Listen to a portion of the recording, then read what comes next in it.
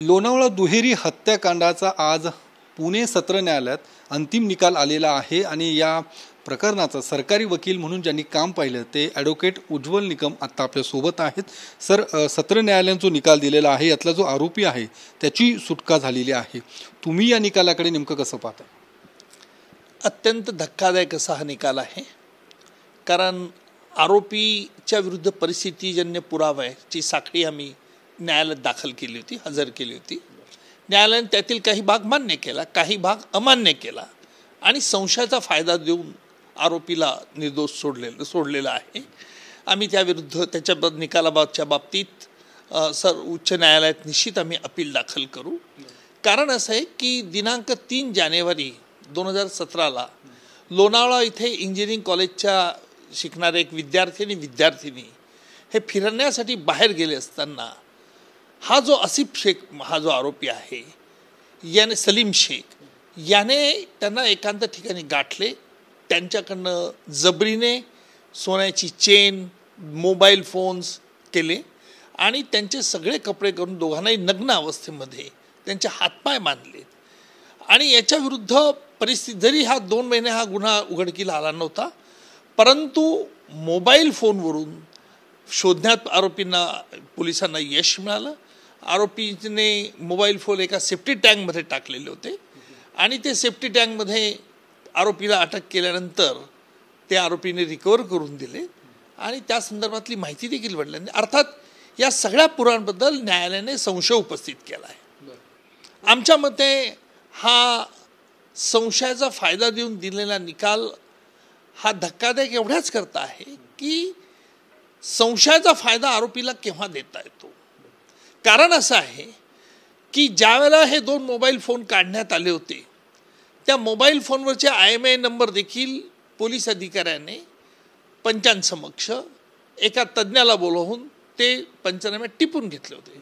परंतु ज्यावेळेला हे मोबाईल फोन फॉरेन्सिक लॅबोरेटरीत पाठवण्यात आले त्यावेळेला तो IMEI नंबर दिसत नाही।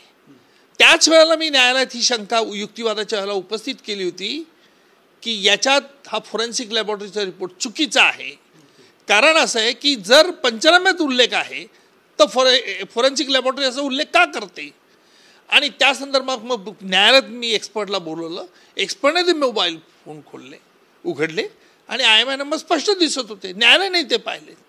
आता या अशा बाबी असताना देखील म्हणजे जर मी काळजी घेतली नसती तर न्यायालयाने आज निकालपत्र म्हटले IMEI नंबर दिसतात दिसत नाही, कॉन्ट्राडिक्शन कसली कॉन्ट्राडिक्शन आली। उलट पक्षी माझी अपेक्षा अशी होती की न्यायालयाने ज्यांनी फॉरेन्सिक लॅबोरेटरीने ज्याने हे IMEI नंबर दिसत नाही त्यांच्याविरुद्ध काय कारवाईचे आदेश दिले हे देखील बघणं जरुरीच होतं। कारण अशा रीतीने जर आम्ही परिस्थितीजन्य पुराव्यामध्ये जर फॉरेन्सिक लॅबोरेटरीवरती आमची भिस्त असेल आणि ते जर चुका निष्काळजीपणा किंवा आळशीपणा किंवा कुठल्या हेतूने करत असतील तर न्याय कुणाला मिळणार? या संदर्भात न्यायालयाने काय उत्तर दिलेलं आहे हे सुद्धा मी निकालपत्रात तपासून बघेल। पण या सगळ्या याच्यामध्ये कुठेतरी हलगर्जीपणा झाल्याचं दिसतंय या संपूर्ण निकालाच्या नंतर, तुम्हाला असं वाटतंय? हलगर्जीपणा कोणाचा? पोलिसांकडून किंवा पोलिसांकडनं अजिबात हलगर्जीपणा झालेला नाहीये। आता न्यायाधीशांनी हा निकाल दिल्यानंतर उच्च न्यायालयात आम्हाला या निकालपत्राबद्दल काय बोलायचं ते आम्ही बोलू। कधीपर्यंत तुम्ही उच्च न्यायालयात धाव घेणार किंवा कधीपर्यंत दाखल करणार या संदर्भात? निकालपत्राची नक्कल मिळाल्यानंतर त्याचं अवलोकन करून आम्ही ताबडतोब उच्च न्यायालयात मी सरकारला शिफारस करेल। धन्यवाद सर। तर आजचा जो निकाल आहे तो अर्थातच धक्कादायक आहे आणि या संदर्भात निकालपत्राचं वाचन करून लवकरच उच्च न्यायालयात अर्थात या संदर्भात धाव घेणार असं उज्ज्वल निकम यांचं म्हणणं आहे।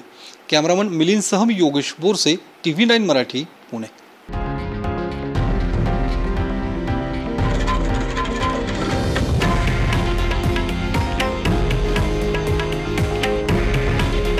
हे आहे देशातील नंबर 1 न्यूज नेटवर्क आणि आपण पाहत आहात TV9 मराठी। काळजी तुमची, हित महाराष्ट्राचं।